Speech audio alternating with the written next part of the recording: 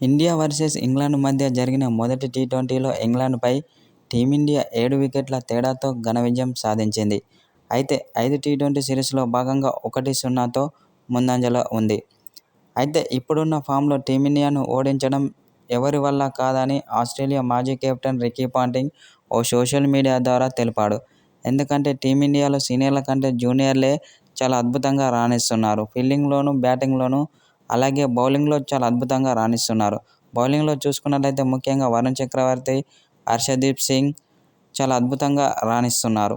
అలాగే బ్యాటింగ్లో సంజు శాంసన్, అభిషేక్ శర్మ, రింకు సింగ్ ఇలా చాలా అద్భుతమైన ఆటగాళ్లు ఉన్నారు. కాబట్టి ఇప్పుడున్న ఫామ్లో టీ20లో టీమిండియాను ఓడించడం చాలా కష్టమని ఆస్ట్రేలియా మాజీ కెప్టెన్ రికీ పాంటింగ్ చెప్పుకొచ్చాడు. నిన్న జరిగిన మ్యాచ్లో అభిషేక్ శర్మ చాలా అద్భుతమైన ఇన్నింగ్స్ ఆడి టీమిండియా విజయంలో కీలక పాత్ర పోషించాడు.